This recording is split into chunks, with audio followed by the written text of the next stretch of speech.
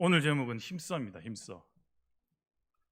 우리가 살아가는 동안에는 힘쓸 일들이 많죠. 여러분들은 요즘 어디에 그렇게 힘을 열정을 쏟아놓고 있습니까?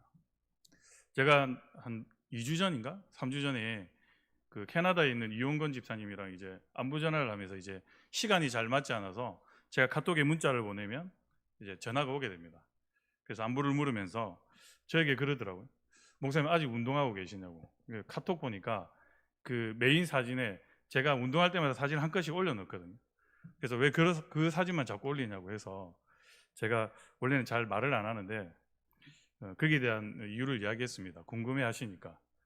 제가 왜 운동하는 사진을 이렇게 포즈를 취하면서 찍냐면, 예전에 제가 이제 운동을 하면서 청소년부 이제 담당할 때 예전교회에서 아이들이 이제 제가 무심코 올렸는데 아이들이 그 사진을 보고 이렇게 이제 호기심을 많이 갖더라고요.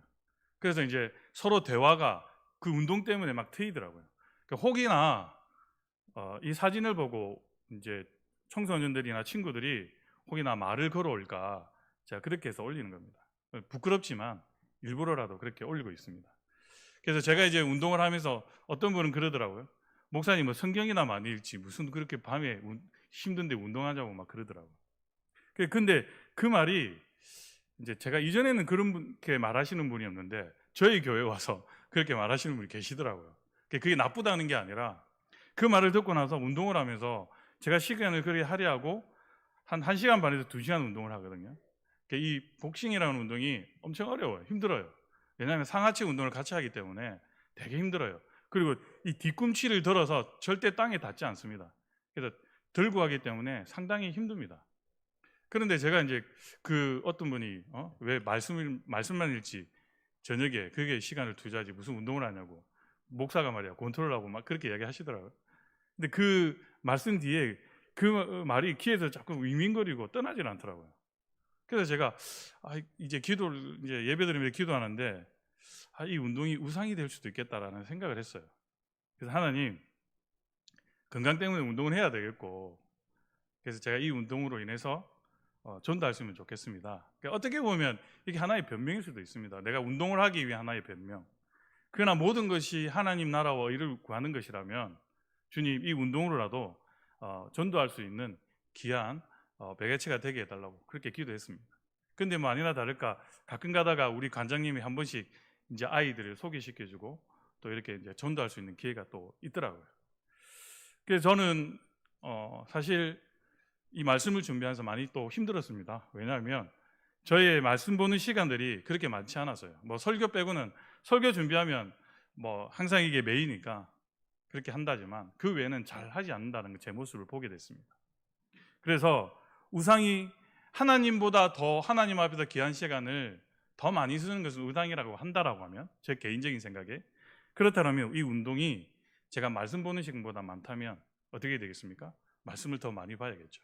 그래서 이 말씀을 준비하면서 그렇게 많이 깨닫게 되었습니다. 오늘도 여러분도 이 말씀을 통해서 우리가 살아가고 있는 이 신앙생활의 삶이 하나님 앞에서 정말 부끄럽지 않게, 정말 내가 많은 것을 열정적으로 하나님을 위해서 이렇게 쏘고 또 그게 열정을 붓고 있는지 한번 깨닫고 자신의 삶을, 신앙을 돌아봤으면 좋겠습니다. 우리가 살아가는 세상에는 힘쓸 일들이 너무 많죠. 가정에서 또 엄마로서 자녀를 돌봐야 하고, 또 자녀 교육에, 또 직장인들은 직장에 가서 또 그 직장의 삶의 또 시간 속에 힘을 써야 하고, 여러 가지 주어진 일에 우리는 많이 힘을 쓰고 있습니다. 힘을 쓰지 않고 우리가 뭐 어떤 결과를 얻는다는 것은 쉽지가 않죠. 그 모든 것에 우리가 열정을 부은 만큼 돌아오는 것이 당연한 것입니다. 때문에 자신의 꿈과 사명을 위해 모두가 최선을 다하며 살아갑니다. 제가 예전에 그 새벽에 이제 일하러 나갈 때, 계단 청소를 할 때 한 번씩 이제 새벽에 이제 뭐 택시를 타거나 아니면 지하철 첫 차를 타고 갈 때가 있었거든요. 지하철 첫 차를 타고 가게 되면 사람들이 너무 많은 거예요. 새벽에 첫 차를 기다리는데 그 새벽에 첫 차 안에 보니까 사람들이 너무 많아요. 하나의 가방을 쥐고, 어떤 사람은 뭐 시장에 갔는지 몰라도 새벽 첫 시장 문을 열 때 이제 물건을 사기 위해서 아마 가는 것 같아요. 사람들이 너무 분주하게 움직이고 열심히 그렇게 일을 하는 것이었습니다. 그만큼 사람들은 자신의 하는 일에 최선을 다합니다. 그런데 오늘 본문에서는 그 무엇보다도 여호와를 아는데 힘쓰라고 말씀하고 있죠. 요즘 여러분은 어떤 일에 최선을 다하고 있습니까? 다른 것에만 힘을 쓰느라 기진맥진할 것이 아니라 하나님을 알고 그분을 섬기는 데에 온 힘과 정성을 쏟아야 하겠죠. 무엇보다도 하나님을 아는데 지름길을 할 수 있는 이 예배에 우리가 소홀하지 않도록 우리의 생활에 점검도 해야 한다는 것입니다. 저도 오늘 이제 본문을 아까 이야기했듯이 너무나 힘들었습니다. 그러나 하나님께 이 뜻을 묻고 계속해서 준비하면서 새로운 깨달음이 있어서 너무 감사했습니다. 이렇게 우리가 주님을 섬기는 데에 우리가 늘 열정적으로 준비하고 최선을 다하면 하나님께도 주시는 선물이 있습니다. 여러분도 아마 경험하셨을 텐데 이게 잠깐 왔다가 그냥 사라지는 거라서 우리가 잊을 수도 있습니다. 그 선물이 뭔지 아십니까? 기쁨입니다. 기쁨. 우리가 열정적으로 이 일을 하나님께서 기뻐하시겠다라고 믿음을 가지고 최선을 다하고 준비하면, 아니 그렇게 그 과정 속에 우리가 뛰어들고 했을 때 하나님께서 그 순간순간 무엇을 주시냐면 기쁨을 주십니다. 그래서 일이 되지 않습니다. 물론 그 과정에 그 성취함에서 오는 기쁨도 있겠지만 그것이 아니라 하나님께서 주시는 그 기쁨 안에서 우리는 그 일을 더 기쁨으로 감당할 수 있다는 것이죠. 예언서에는 첫머리에 예언자를 향한 하나님의 신탁이 나옵니다. 그 신탁이란 한편으로는 이 예언자가 이스라엘 백성들에게 대신 말로 전해야 할 내용이고, 또 다른 한편으로는 이 내용을 전달하는 또 다른 방식으로 해야 할 행동을 지시하는 것입니다. 그중 호세아는 12편의 소예언서 중에 입구 역할을 훌륭하게 수행하는 첫 번째 책으로서 구약의 러브레터라고 그렇게 이야기하기도 합니다. 호세아는 전반부, 그러니까 1장에서 3장에서 명령에 순종하여 이 고멜과 그 부정한 고멜과 호세아가 결혼함으로써 이스라엘에 대한 하나님의 마음을 전합니다. 고멜은 결혼 후에도 음란한 죄에서 떠나지 못하고 다른 남자와 어떻게 됩니까? 또 행음함으로써 다시 음녀의 자리로 되돌아가게 된다는 것이죠. 그러나 하나님은 호세아에게 그 대가를 지불하고 그녀를 다시 어떻게 해요? 사랑하라고 말씀하시죠. 호세아의 이 대가 지불이 예수님께서 이 십자가의 고난으로 죄값을 지불하심을 예표해 주고 있다는 것입니다. 이는 그러니까 하나님과 이스라엘의 관계를 나타내시기 위함으로써 그 아내의 변화를 기다리고 있는 모습을 이스라엘을 포기하지 않는 하나님, 그러니까 변치 않는 사랑과 초월한 그 사랑으로서의 이스라엘을 하나님께서는 용납하시고 그들을 회복시키고자 하나님이심을, 그러한 하나님임을 보여주고 있다는 것입니다. 호세아 11장 8절에서 이렇게 말씀합니다. 어찌 너를 놓겠느냐, 어찌 너를 버리겠느냐.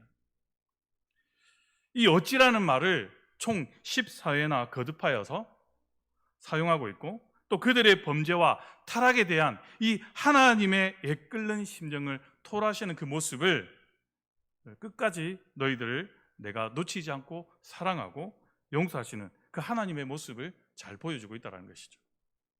하나님의 음성을 듣고 예언하던 이 다른 선지자들과는 다르게 이 호세아는 유일하게 삶으로써 하나님의 명령에 순종하고 또 직접 자신의 몸으로 살아냈던 이 특별한 선지자인 호세아의 이 삶과 심정이 어땠을지 우리는 생각해 볼 수 있다는 것입니다.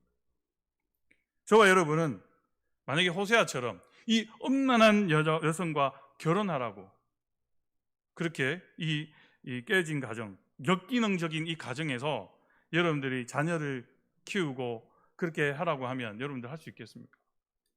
아마 힘들 겁니다. 당연히 노라고 하실 거죠. 그런데 호세아는 순종합니다. 정말 이해할 수 없는 하나님께서 그 부정한 여인과 결혼하라고 하시면서 또 이 고멜은 또 다시 제약의 자리로 돌아가겠죠. 그럼에도 불구하고 하나님은 대가를 지불하면서까지 다시 그 여인을 사랑하라고 합니다. 도저히 이해할 수가 없습니다. 그러나 호세아는 그럼에도 불구하고 하나님 앞에 순종합니다. 보기에 정말 딱하고 불행한 인생이라는 것입니다. 예언자로 믿음의 사람으로 살아간다는 것이 이렇게 인간의 행복과 자기의 인생을 포기하고 그렇게 살아야 하기에 고통스러울 것 같은데 호세아는 어떻게 그 길을 갈 수 있었을까라는 것입니다. 너무나 힘들고 고통스럽지만 주님께서 함께하며 순종을 통한 행복을 발견하게 되고 또한 자신이 가야 할 길임을 알았기에 순종해야 했다는 것입니다. 사랑하는 여러분, 우리는 때로는 하나님의 말씀이 정말 이해할 수 없는 그 말씀으로 다가올 때가 있습니다. 이걸 내가 어떻게 해? 환경이 이런데 내가 가진 지식으로, 내가 가진 능력으로, 그러나 하나님께서는 하라고 할 때가 있습니다. 그러나 순종으로 나아갈 때 우리는 그 고통과 고난 속에서도 그 어려운 환경에서도 무엇을 발견합니까? 행복을 발견하게 되죠. 어렵지만 호세아처럼 우리 모두도 하나님의 말씀에 순종하는 믿음의 도전이 있기를 간절히 소망합니다. 우리가 살아가는 이 시대는 무엇보다도 이 인격 훈련과 신앙 훈련이 중요한 시대라고 저는 여겨집니다. 물론 이 시대뿐만이 아니죠. 요즘에 선거철이 되게 되면 대통령에 누구를 뽑아야 되냐고 그 문제로 진실이 아닌 것을 진실인 것처럼 가짜뉴스를 퍼뜨리고 그래서 갈등이 심화되고 오직 돈과 명예만을 쫓아가기 위해서 거짓을 진실인 양 포장하고 그래서 진실은 점점 사라지고 겉만 번지르하고 그럴싸하게 보이기만 하면 된다라고 생각하는 사람들이 더욱더 많아지는 것 같습니다. 그렇다면 과연 그리스도인이라는 이 크리스찬이라면 그런 사람들은 오케이야, 우리가 그렇게 말할 수 있을까요? 그리스도는 진정 달라. 결코 그렇지 않다는 것입니다. 삶이 달라야 하고 구별됨이 우리에게는 분명히 필요합니다. 믿음의 사람인 것처럼 보이나 믿음과 상관없는 사람들이 너무나 많다는 것입니다. 끝까지 변질되지 않아야 하는데 너무 쉽게 변질된다는 것입니다. 쉽게 타협하고 무너지죠. 그래서 우리에게는 분별할 수 있는 지혜와 성령님의 도움이 절실히 필요하다는 것입니다. 오늘 호세아서를 통해서 죄에서 돌아서기를 원하시는 하나님의 그 마음을 알고 오늘을 사는 우리의 믿음과 삶의 모습은 어떠한지 점검해보고 또 나라와 민족을 품고 기도하며 이 시대에 믿음의 사람들에게 절실히 요구되는 것이 무엇인지 우리가 살펴보고 회개의 자리로 나아가며 기도하기를 간절히 소망합니다. 오늘 말씀은 세 가지로 나누겠습니다. 첫 번째, 여호와께로 돌아가자입니다. 이 돌아가자라는 것은 어찌 보면 회개의 운동을 의미합니다.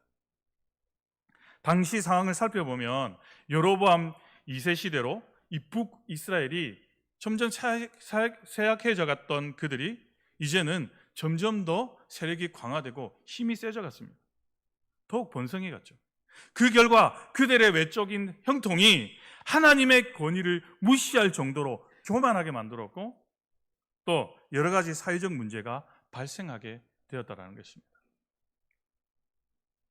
같은 시대에 예언을 활동했던 이 아모스와 호세아가 동일하게 주전 8세기에 북이스라엘에서 벌어졌던 여러 가지 사회 문제들이 있었다는 것입니다. 어떤 문제였냐면 정경 유착으로 인해서 불법이 성행했고 또 가난한 백성들의 재산을 착취했고 법관들의 뇌물수수와 개인주의적인 향락, 빈익빈 부익부 현상의 심화가 이렇게 엄청 이렇게 퍼지고 있었던 사회였다는 것입니다.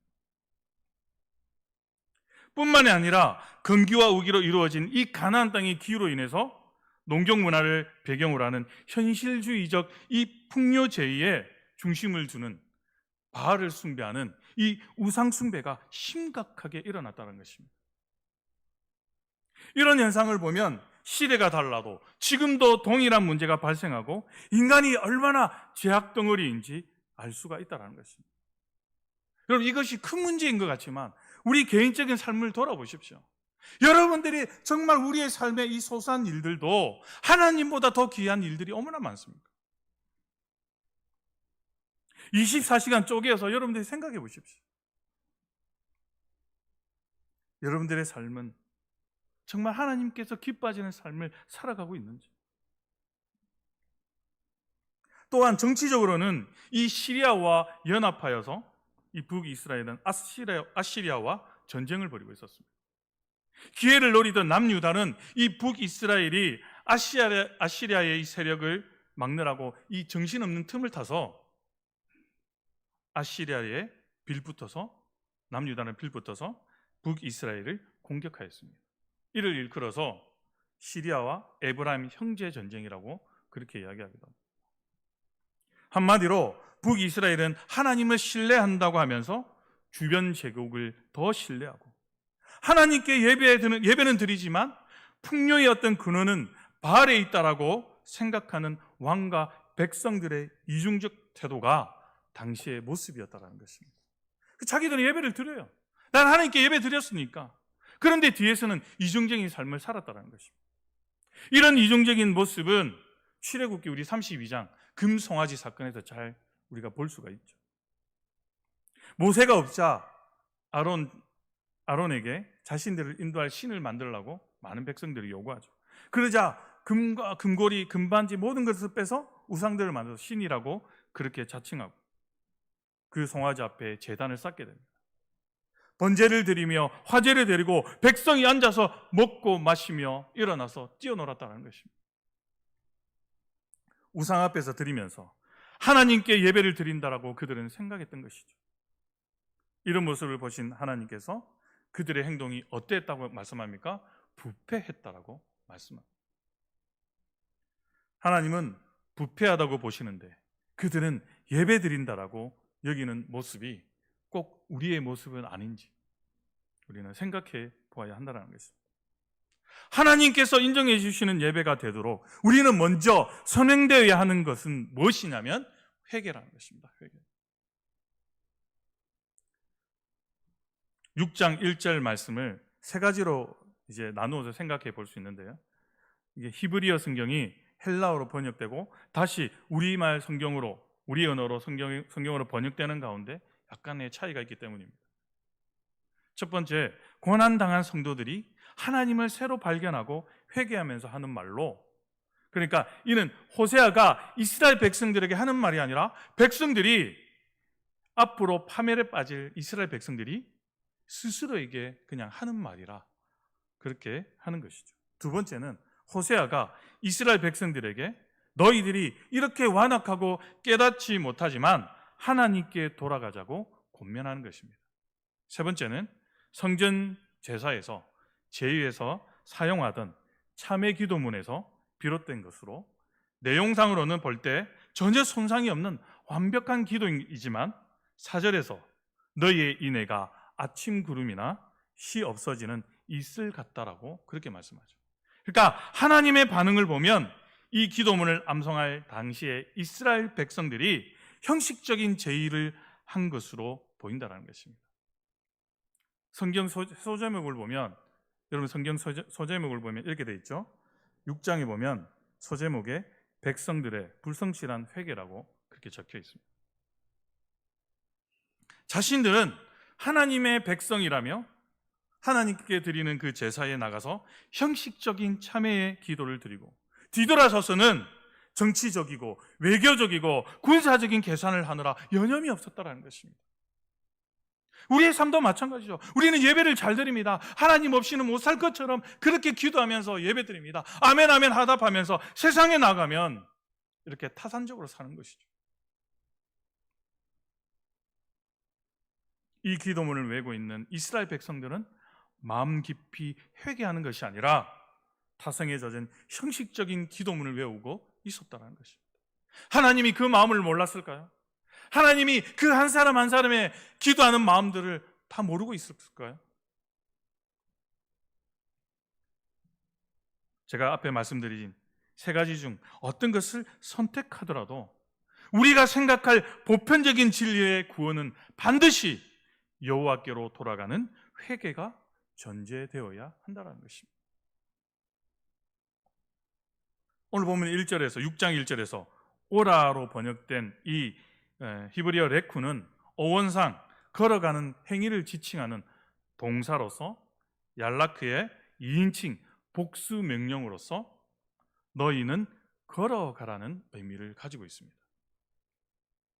즉 너희는 걸어서 하나님께로 오라는 것이죠. 그리고 우리가 누구에게로 돌아가죠? 우리 모두 함께 여호와께로 돌아가자라는 뜻을 가지고 있다는 것입니다. 상징적으로 죄악의 자리, 범죄의 자리에서 떨쳐 일어나 적극적으로 하나님께 나아가자는 뜻으로서 이 이스라엘 백성이 원래 있어야 할 그곳으로 돌아가자라는 것입니다. 원래 있어야 할 곳을 떠나 엉뚱한 곳에서 인생을 허비하고 있기에 속히 그들의 영적인 고향인 누구에게로요? 여호와께로 돌아가자고 선포하고 있다는 것입니다. 그럼 왜 그럴까요? 죄를 심판하시기 위해서 하나님께서 찢으신 상처는 다른 누군가가 아니라 오직 하나님만 치료하실 수 있기 때문입니다. 그래서 여호와께로 돌아가야 한다는 것입니다.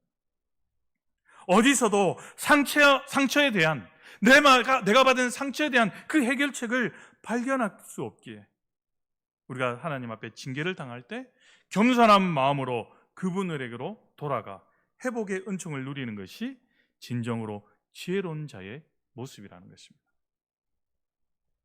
주님 안에서 행복을 누리며 살기를 원하십니까? 간디는 이렇게 말했습니다.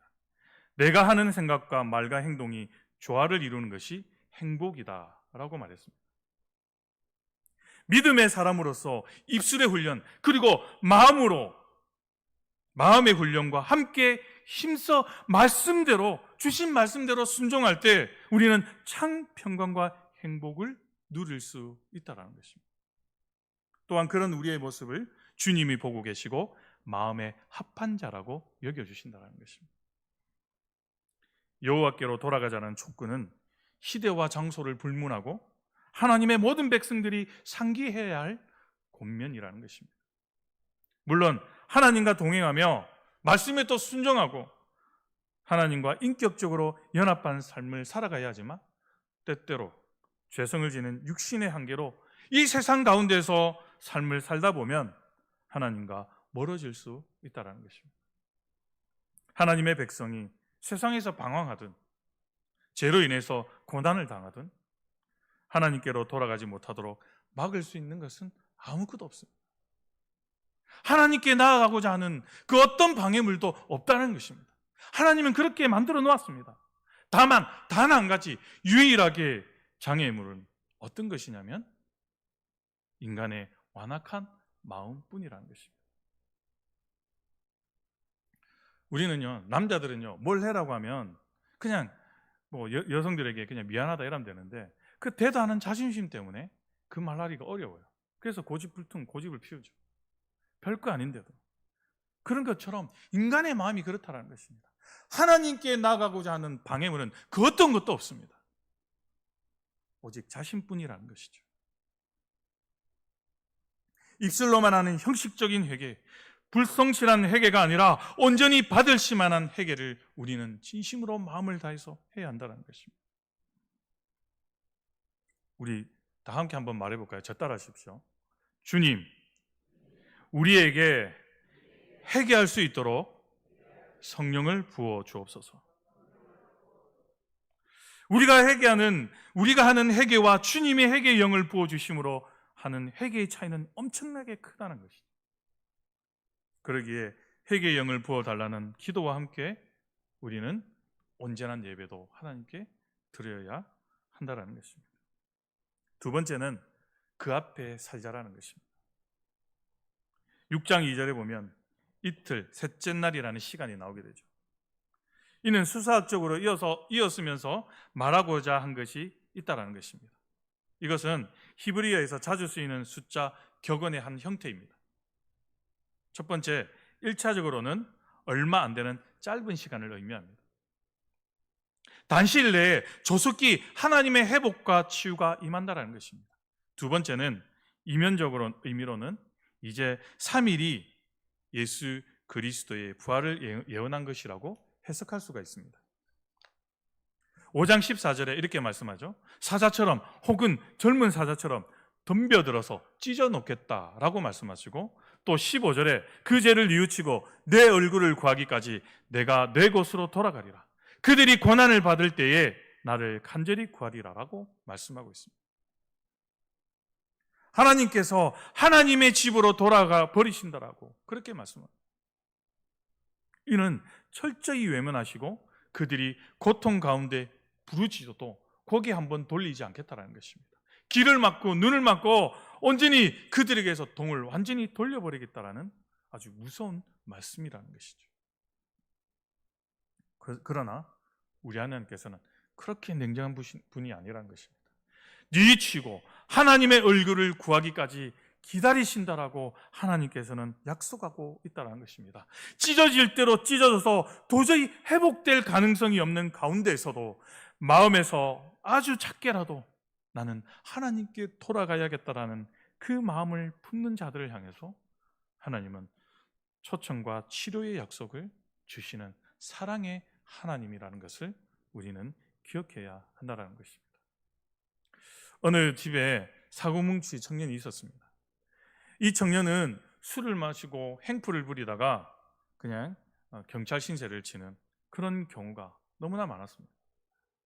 그때마다 가족들은 경찰서에 가서 그를 날마다 또 빼내야 했던 것이죠. 가족들이 할 수 있는 고작 유치장에 잡혀가면 거기에서 또 합의를 보고 그 유치장에서 꺼내오는 것이었고, 그런 생활을 하지 말라고 애타게 말을 해도 설득해도 그때뿐이었다는 것입니다. 그러던 청년이 이제 사고 위험에 노출되고 고층에서 떨어져서 사고가 발생했습니다. 사람들은 그가 죽을 것이라고 생각했는데 기적적으로 다행히 살아났고 그 가정 가운데 하나님의 사랑을 체험하게 되었다는 것입니다. 자신의 목숨을 지켜주기 위해 많은 것들이 준비되었다는 것을 그는 깨닫게 된 것이죠. 사고가 일어나기는 했지만 모든 것이 자기를 살리는 가정으로 준비된 것과 하나님께서 자기처럼 무가치한 사람을 얼마나 사랑하시는지 그는 그 가정을 통해서 깨닫게 되었고, 이전의 허망한 삶을 다 청산하고 새로운 삶을 시작하게 되었다는 것입니다. 이 안에 아주 많은 내용들이 있지만 제가 그냥 큰 테두리 안에서 짧게 이야기 드리는 것입니다. 이런 예화의 상황에서 우리가 하는 일과 하나님의 일의 차이는 너무나 다르다는 것입니다. 우리가 하는 일은 사고를 치고 그냥 유치장에 갇힌 형제를 끄집어내오는 일밖에 할 수 없습니다. 그러나 하나님은 그렇게 일하지 않는다는 것이죠. 하나님이 치실 때는 단지 경찰서에 넣는 것만으로 끝나는 것이 아니라 사자처럼 덤벼들어서 완전히 찢어 놓으신다는 것입니다. 그리고 하나님은 묵묵히 기다리신다는 것입니다. 그 사람 속에서 죄를 뉘우치고 회개하는 마음이 일어날 때까지 하나님은 언제나 기다리신다는 것입니다. 그러나 우리가 더 무서운 것은 뭔지 압니까? 그런 고난과 아픔의 가정이 없어 깨닫지도 못하고 그냥 그저 그렇게 사는 것, 그것이 더 어려운 삶이라는 것입니다. 여러분 생각해 보십시오. 아무런 깨달음 없이 그냥 평온하게 사는 거죠.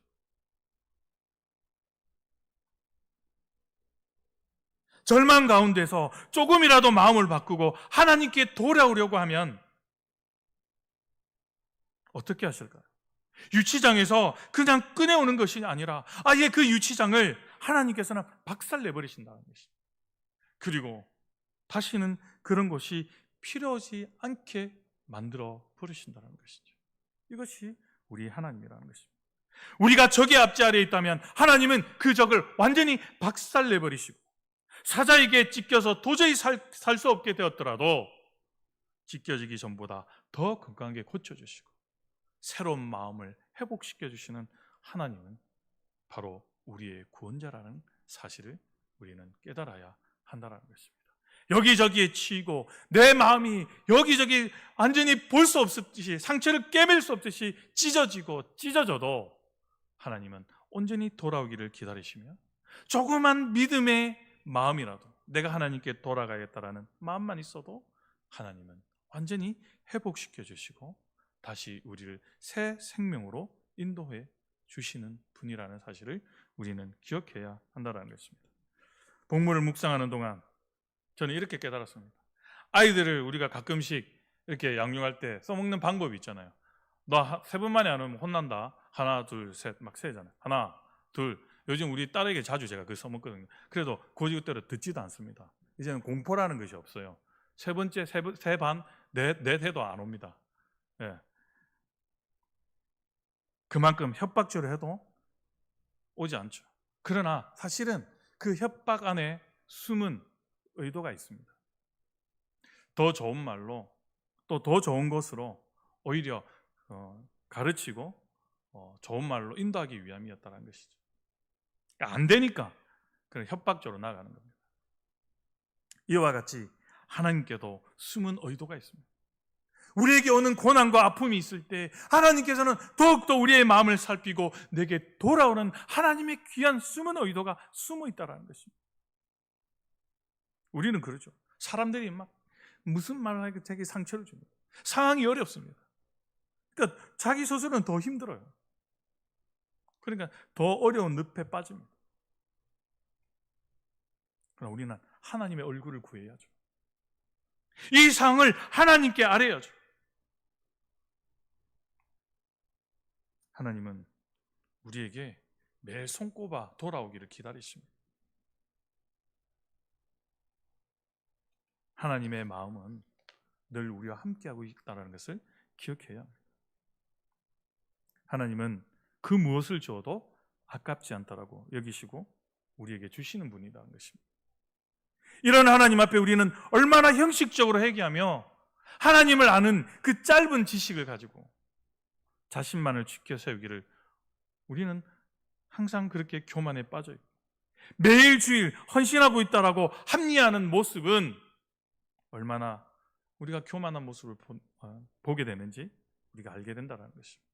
교회 와서 내가 이만큼 했으니까 그러면 사람들이 조금 더 알아주지 않으면 스스로 막 상처받아서 막 그런 어려움에 빠지게 돼요. 종교 행위가 아니라 참으로 하나님의 속성을 알고 그분만 바라보기를 원하는 믿음이 우리 안에 있어야 한다는 것입니다. 우리가 그 앞에 살리라는 표현은 더 이상 하나님을 떠나지 않을 뿐더러 더 이상 우상을 쫓지 않고 하나님과 늘 화평의 관계를 유지하면서 하나님과 더불어 살아갈 것을 뜻한다는 것입니다. 즉 외적 상태만 회복되는 것이 아니라 하나님과 긴밀한 관계를 맺는 영적 상태까지 회복된다는 것을 암시하고 있다는 것입니다. 우리 코람데오라는 말을 알지 않습니까? 하나님 앞에서. 우리는 하나님 앞에서 사는 자들입니다. 그 앞에서 기쁨으로 다윗처럼 춤을 추고 먹고 마시며 사는 자들이라는 것을 늘 인식해야 한다는 것입니다. 세 번째는 오늘 중요한 말씀이죠.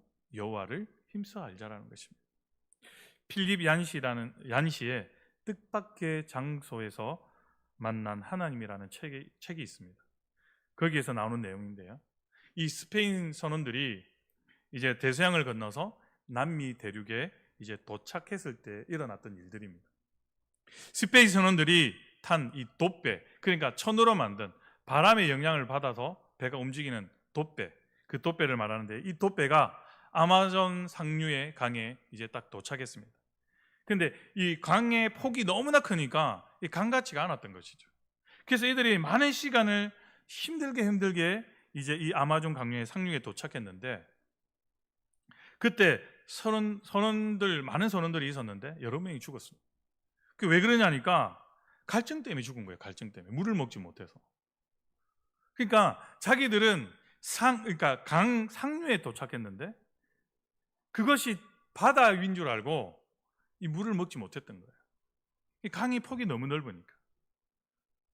세상에서 가장 깨끗하고 풍부한 그 생수에 그 아마존 강 위에 상류에 있었음에도 불구하고 이들은 바다에 있은 줄 알고 그냥 물을 떠먹지 못하고 갈증 때문에 많이 죽었다는 것입니다. 바다와 물에 대해 최고의 지식을 자랑했던 이 스페인 선원들도 안타깝게도 자신이 떠 있는 곳이 바다인 줄 알고 목숨을 잃게 되었다는 것입니다. 이 이야기는 우리들이 모든 것을 안다고 생각하지만 그렇지 않다는 것입니다. 가장 기본적인 지식을 알지 못한다는 교훈을 우리에게 알려주는 것이죠. 여러분 생각해 보십시오. 하나님을 알면 우리가 얼마나 알겠습니까? 이 66권 성경 어제 읽으면 10분 전에 읽었는데 또 까먹습니다. 우리는 하나님을 안다고 하지만 정말 우리는 진짜 손톱 때만큼도 알지 못한 것이죠. 여호와를 안다라는 것은 우상 숭배와 배교로부터 돌아서려는 강한 열성을 내포하고 있습니다. 1절 말씀처럼 마음을 단단히 작정하고 하나님께서 주신 말씀에 순종하며 하나님을 사랑하는 질신될 마음으로 회개할 때 그때 하나님을 알게 된다는 것입니다. 히브리어로 알다라는 야다라고 합니다. 이러면 체험적으로 알게 되는 것이죠. 그러니까 우리가 이 말씀을 백독천독을 하더라도 단 한 말씀에 한 번 순종하고 나갈 때 1000번, 1000번 읽은 것보다 하나님을 더 잘 알게 됩니다. 그래서 말씀을 읽었다라고 한다면 이것을 우리가 체험해야죠. 어떻게 해요? 삶에서 순종해야 돼요. 그러면 하나님을 알게 되는 것이죠. 진정한 하나님을 알게 되는 것은요, 이 말씀에 순종할 때 일어납니다. 이 힘서의 헬라어 라다프는 추적하고 뒤따른다라는 뜻을 가지고 있습니다. 여호와를 알고 섬기는 일에 온 마음과 뜻과 정성과 성품을 다하여 열심히 따라가는 것을 의미합니다. 여러분 생각해보세요. 말씀도 읽지 않는데 어떻게 우리가 삶에서 실천할 수 있고 하나님을 만날 수 있고 경험할 수 있습니까? 그래서 자신이 하지 못하면 교회에서 하는 프로그램에 참여하십시오. 교회에서 하는 제자 양육과 성경 공부에 매진하십시오. 그거 해도 우리는 더 우리가 알려고 하는 시간이 더 부족합니다.